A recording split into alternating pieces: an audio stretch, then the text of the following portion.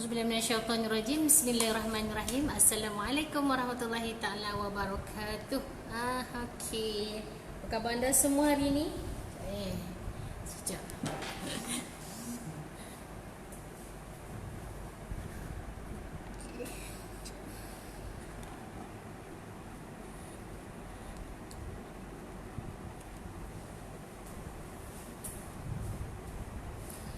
Alright.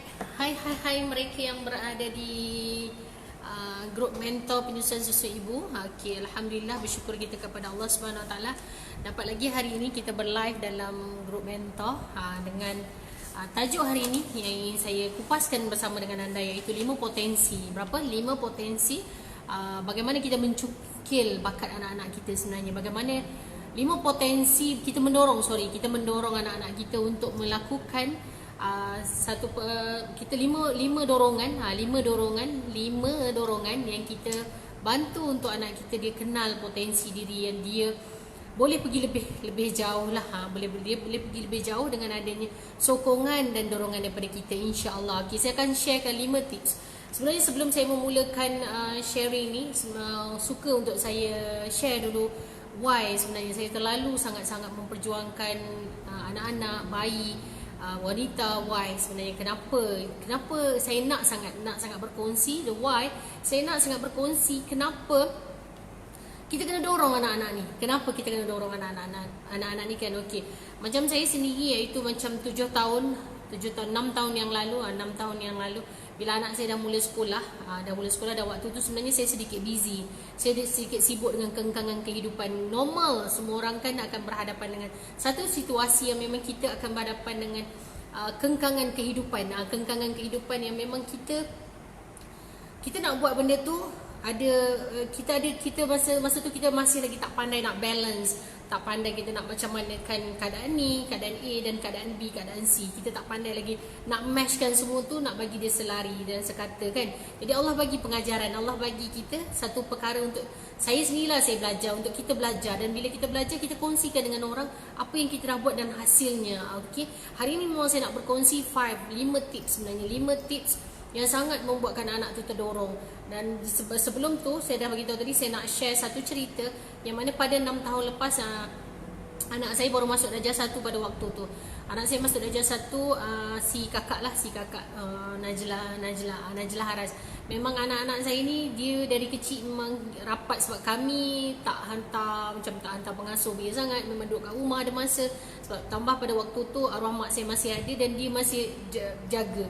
Jadi macam kesibukan tu dia memang rapat dengan kita. Sedangkan pada waktu tu kita tahu yang dia boleh dah membaca sikit-sikit dan dia maksudnya apa, dia kenal dan dia boleh pergi, dia boleh boleh recap lah apa yang dia belajar tu, dia kenal. Cuma dekat situ satu kemahiran yang dia tidak ada dalam diri dia, iaitu dia nak melancarkan bacaan tu, dia tak ada. Dan pada waktu tu juga pada waktu darjah 1 tu juga, ada cikgu kawan saya mesej saya, dia kata dengan saya, pada waktu saya cikgu kan, saya cikgu dulu dan sekarang dah habis masa tu saya dah resign lah. Dia bagi tahu yang anak saya ni tak pandai membaca dan akan masuk kelas pemulihan. Jujur masa tu hati saya walang, hati saya sedih, hati saya, ya seorang ibu kan mana mungkin tak sedih sebenarnya, sedih dengan keadaan anak macam tu. Dan saya perlu satu benda, saya perlu tahu Allah sedang tegur saya. Bila Allah bagi satu perkara, saya kata, ya Allah, ini ada satu benda yang kau tegur aku untuk aku berubah dan untuk aku buat sesuatu dan bertindak. Okey. Lantas daripada tu terus saya bertindak. Saya belajar sesuatu. Saya mula mengenali dia. Saya mula mengenali anak kecil ni, apa yang anak ni nak, apa yang dia perlukan. Dan pada waktu tu satu je yang saya share, bagaimana yang saya buat, saya nak kongsikan dengan orang, iaitu saya ajar dia pertama sekali saya dorong dia, saya ajar dia berdoa. This is a very miracle. Very miracle. Sebab apa saya kata very miracle? Sebab doa anak tak ada hijab. Doa anak ni dia tak ada, orang kata terus direct je sebenarnya, sebab dia masih lagi kain putih yang tak ada apa-apa, yang memang tak ada dosa kan. Okay, pada waktu tu first time pertama tahu, bila saya mula sedar, saya reflect diri saya sendiri, dan perkara pertama yang saya buat adalah saya ajar dia tips doa. Saya ajar dia doa. Saya ajar dia macam mana nak berdoa super tepat, macam mana nak berbicara super tepat dengan Allah Subhanahu Wa Taala, nak minta dengan Allah apa yang kita nak setiap hari. Dan kalau saya amalkan setiap hari tu, sepanjang hari tu, sebab kita nak mendorong dia. Mendorong ni bukan daripada sudut rohani, fizikal je. Kita nak sudut daripada sudut rohani yang penting, daripada feeling, daripada hati tu, untuk kita mendidik dia, untuk dia lead betul-betul diri dia dengan Allah Subhanahu Wa Taala, agar Allah dengar apa yang dia nak, dan memudahkan lagi urusan. Yang pertama memang saya ajar dia doa. Memang pertama-tama saya ajar dia doa. Saya ajar dia doa. Yang pertama, doa yang saya ajar, yang selalu saya share dengan, saya ada share juga dekat sahabat-sahabat yang lain, dan hari ni saya share dekat sini. Yang pertama saya ajar dia doa. Saya kata, ya Allah, kakak cuba doa. Kakak berdoa, kakak berdoa minta dengan Allah Subhanahu Wa Taala, ya Allah ya Rahman, ya Allah ya Rahim. Saya ni hamba. Saya ajar anak saya ikut skrip yang saya baca. Saya ni hamba, ya Allah, tolonglah saya tak pandai, ya Allah. Kalau bagi pandai, seronoknya lah saya. Kita bagi tahu dia supaya dia ada feel untuk berdoa. Dia bercakap, dia tak ada skrip yang khusus yang bahasa Arab, bukan, dia bahasa Melayu. Yang dia bagi tahu dengan Allah yang dia nak pandai, yang dia nak. Saya share macam tu.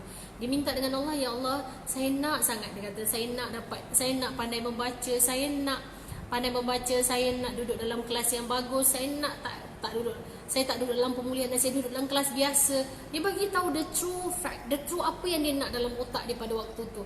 Alhamdulillah, very miracle. Saya bersyukur sangat dengan Allah Subhanahu Wa Taala. Dia buat tu, dia amalkan daripada bulan 2 dan bulan 3. Bulan 6 ada periksa kan, ada periksa. Alhamdulillah, pada waktu potensi dia sangat cepat apabila cikgu bagi tahu dia dah keluar daripada pemulihan, dan dia antara dalam kelas tu, dia antara yang top lah, yang dia boleh ke depan, yang dia tahu dah. Sebab apa? Sebab kita dah mendorong dah. Pertama, saya dorongkan dengan doa. Saya minta dengan Allah, ya Allah ya Tuhan, kau pandaikanlah anak aku, ya Allah ya Tuhan, aku restu, dan aku halalkan setiap titisan susuku. Aku mohon dia mampu untuk berdoa kepadamu dan minta apa yang dia nak dengan kau. Itu yang pertama saya buat. Okey, yang pertama saya buat. Dan alhamdulillah sampai hari ini potensi dia bila saya selalu kami sebenarnya buat satu nak install dalam dia punya mind, kita install je, dia sangat cepat. Dia sangat cepat sebab dia tahu dah dia dah diinstalkan. Dia dah installkan, dan setiap tahun dia akan reinstall. Kami akan reinstall dia setiap tahun pada awal tahun. Memang akan reinstall. Sebab dia bila masuk tahun baru, anak-anak ni, yang pertama tadi dorongan kan. Okey, dorongan. Yang kedua, kita dah dorong dah anak-anak ni, kita inspirasikan apa yang dia dah buat. Maksudnya, kita dah, yang pertama tu kita dah ajar dia dengan doa. Saya lead dengan doa yang pertama. Yang pertama memang saya lead dengan doa. Yang kedua, kita inspirasikan apa yang lepas dia dah buat tu, dia bagus sangat buat. Dan kalau dia tahun ni dia tingkatkan lagi apa yang dia buat tu jadi lebih bagus, insya-Allah dia akan lagi bagus. Saya buat yang kedua. Yang kedua tu saya inspirasikan kegiatan dia yang lama. Kegiatan yang dulu saya share balik dengan dia. Dulu kalau kakak buat macam tu best kan? Tengok apa yang kakak buat sekarang sangat best. Dan kalau kakak buat lagi bagus untuk tahun ni, sebab tahun ni kakak dah, contoh dia dah sekolah menengah, kakak buat untuk sekolah menengah ni, kena buat yang terbaik. Kakak kena tahu rentak belajar macam mana, sebab lain sekolah menengah dengan sekolah rendah. Memang saya dah briefing dia awal, dah bagi tahu dah. Dia semakin besar, dia semakin remaja. Bila dah sekolah menengah, dan memang cikgu berbeza keadaan situasi cikgu. Dulu cikgu sangat memberi tumpuan, dan sekolah menengah cikgu memberi tumpuan. Dalam masa yang sama diberi tumpuan, dan di pada sekolah menengah dia perlu berdikari kerana untuk dia belajar, dan dia bersedia untuk the next stage. Next step. Dia bersedia untuk next step. Yang mana bila dia bersedia untuk next step, dia bersedia untuk kehidupan yang akan datang. Yang mana dia akan membesar menjadi dewasa. Kan yang tu yang paling penting. Okey. Dan yang tu yang kedua, memang kita inspirasikan. Sebab bila diinspirasi, kalau saya tanya anak-anak saya, apa yang dia paling suka kalau saya buat? Tahu dia jawab apa? Dia cakap, Ibu, when you are story about me to your friends and then to others, I'm very very happy because you know what I do, and then you know I'm very inspire you. Dia akan cakap macam tu. Dia akan rasa macam, wow, inilah anak aku. Inilah yang kita, sebab kita create daripada, dan kita dah create daripada awal. Dan bila kita dah create daripada awal, kita tahu kat mana silap kita, kat mana salah kita, yang kita boleh betulkan. Yang orang kata masih ada untuk diperbetulkan. Okey, itu yang kedua. Okey, yang ketiga, ajar anak ni untuk aktif. Ajar anak ni untuk aktif. Bila kita ajar anak ni untuk aktif, anak ni macam mana nak aktif? Okey, ya betul. Kadang-kadang kita ada anak kita yang sedikit dia kurang aktif. Dia kurang aktif sebab kita tak tahu. Alright. Okey. Yang kita kena tahu apa yang anak contohnya anak pertama dan anak kedua berbeza, tahu karakter. Jangan kita tak cabaran sikit kan. Okey. Yang ketiga, aktif. Kita ajar anak kita aktif mengikut dia punya kemampuan dia. Contohnya kita tahu anak pertama mungkin aktif sangat. Anak kedua dia ada aktif, tapi aktif dia tak semua tempat dia aktif. Dia ada tempat yang dia aktif. Kita switch button dekat situ. Sebab tu bila nak mengenali anak, nak kenal potensi anak, ada waktu orang random je.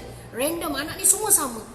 Ibu-ibu, wanita-wanita di luar sana, untuk saya sama-sama share, anak-anak tak sama. Anak-anak ni walaupun dalam rahim yang sama, berada dalam kasih sayang yang sama, berada dalam semayan cinta yang sama, dan dia keluar, dia ada perangai dia yang tersendiri, dia ada keinginan dia yang tersendiri, dia ada potensi yang dia serlakan. Memang takkan sama. Saya selalu ingatkan, dia takkan sama. Mungkin yang ni dia boleh bercakap dengan lembut, dan cara nak didik, nak bercakap dengan dia, bila kita lemah lembut, dia akan buat. Ada satu anak ni, kita guna word dia, perkataan ni yang dia memang boleh ikut. Yes, kita kena kenal potensi anak tu. Untuk bawa dia aktif pun sama. Nak dia aktif, boleh ke kalau kita nak buat anak yang pertama jadi sama dengan anak kedua? Boleh, tapi dia method dia berbeza. Nak pembawakan dia berbeza. Mungkin anak yang pertama kita sedikit tegas, kerana pada waktu tu kita seorang ibu muda yang dalam proses nak tunjuk, wow, aku sekarang kena macam ni kan. Bila dah kita dah anak kedua, dia sedikit berbeza perempuan. Dia sedikit berbeza, yang mana ada perbezaan. Rhythm penyusun pun berbeza. Apatah lagi nak membesar sebagai insan, sebagai makhluk Allah, sebagai hamba Allah, dia berbeza. Dia berbeza bukan perlu dibezakan, tidak. Cuma dia berbeza dari sudut cara bagaimana kita nak sentuh dia, kita nak bercakap dengan dia, apakah ayat-ayat saranan yang boleh kita guna. Dan yang sama, love tetap sama. Love ni tetap sama. Dengan cara penyampaian tu, dia ada dalam kasih sayang. Bentuk kasih sayang macam mana yang kita nak terapkan pada mereka. Okey, tips yang ketiga. Okey, yang keempat, menjadi seorang ibu, ramailah dengan kekangan tugas, dengan tanggungjawab. Kita ni menjadi seorang ibu, kita memang kena lengkapkan apa yang diperlukan. Memang kita kena lengkapkan. Untuk kita dorong dia, kita kena bukan semua yang kita kena penuhi. Ada yang keperluan yang memang keperluan, kita kena penuhi. Bagi yang kadang-kadang kita rasa belum mampu, yes, it's okay belum mampu. Selalu bercakap dengan anak agar dia matang apa yang dia minta, dia belum boleh dapat.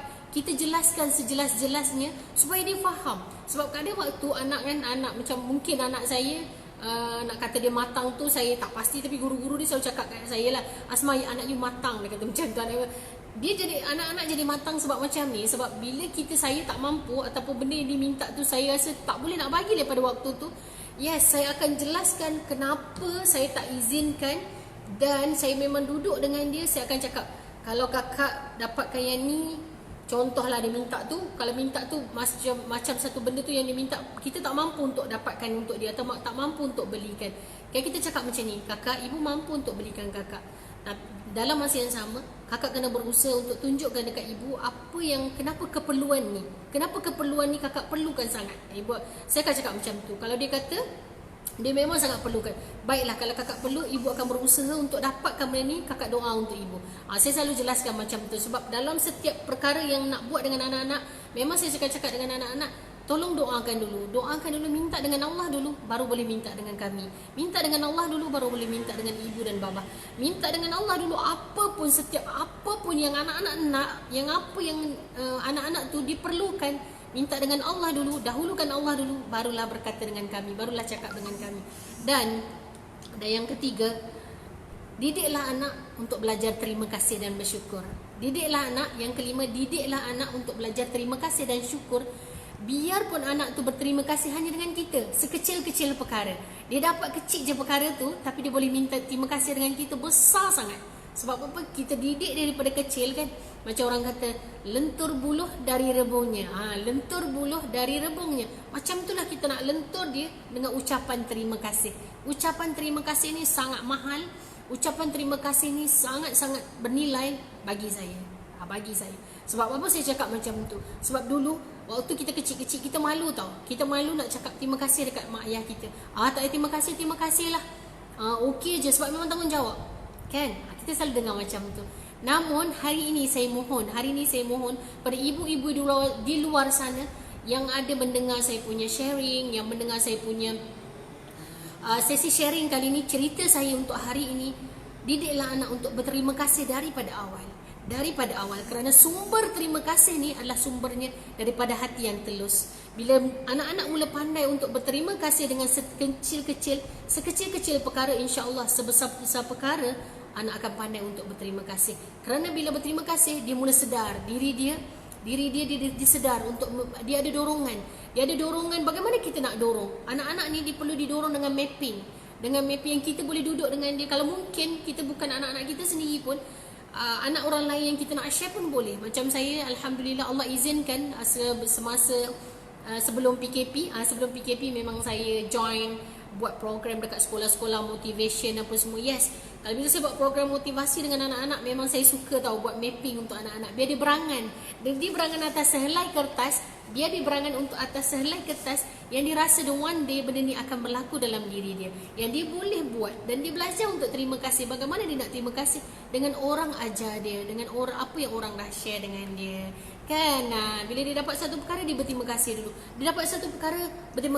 Sebab apa?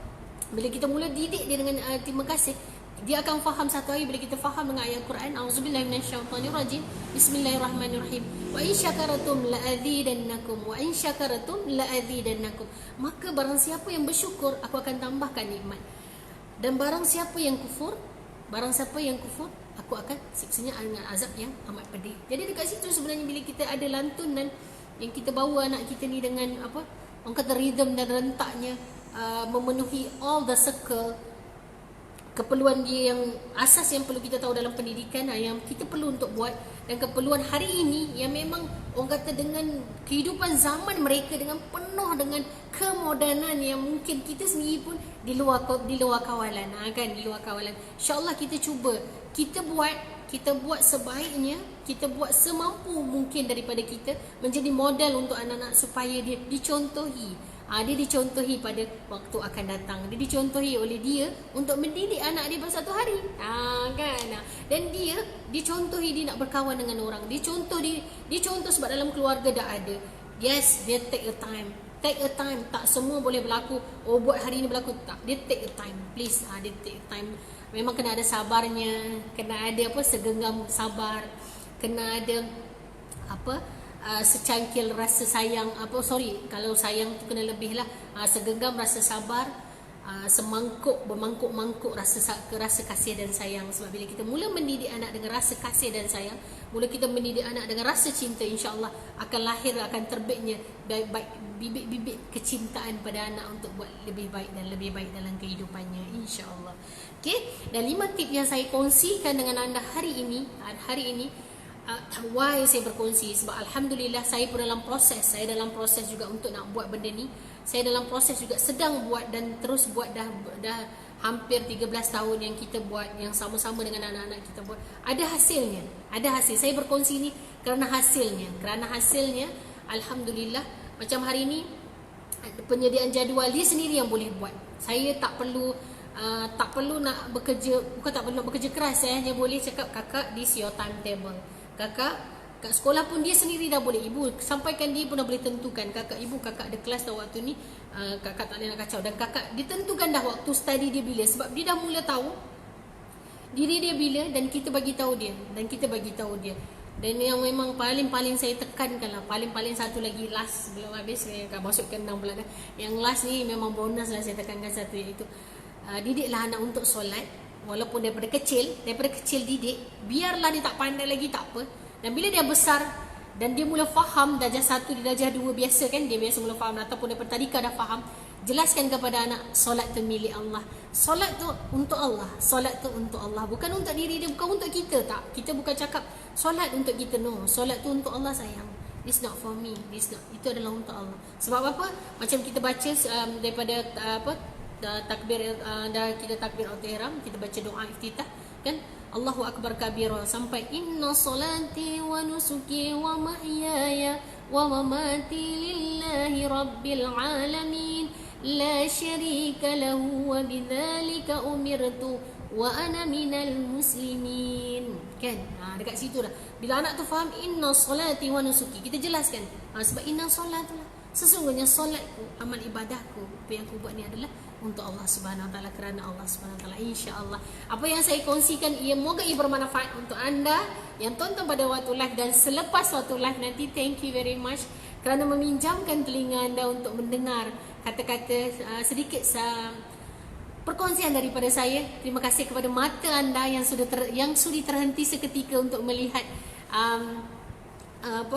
melihat live kali ini. Telinga anda yang sudi mendengar, dan tangan anda yang sudi scroll dan berhenti seketika dan like. Terima kasih banyak-banyak. Saya doakan anda terus menjadi ibu bapa yang cemerlang dunia dan akhirat, ibu bapa yang terus memberi kebaikan demi kebaikan, agar kita menjadi satu inspirasi untuk anak-anak kita, untuk mereka lebih berjaya dunia dan akhirat. InsyaAllah. Moga kita istiqomah dengan tindakan kita berjaya semua. InsyaAllah. Amin ya rabbal alamin. Bye. Assalamualaikum.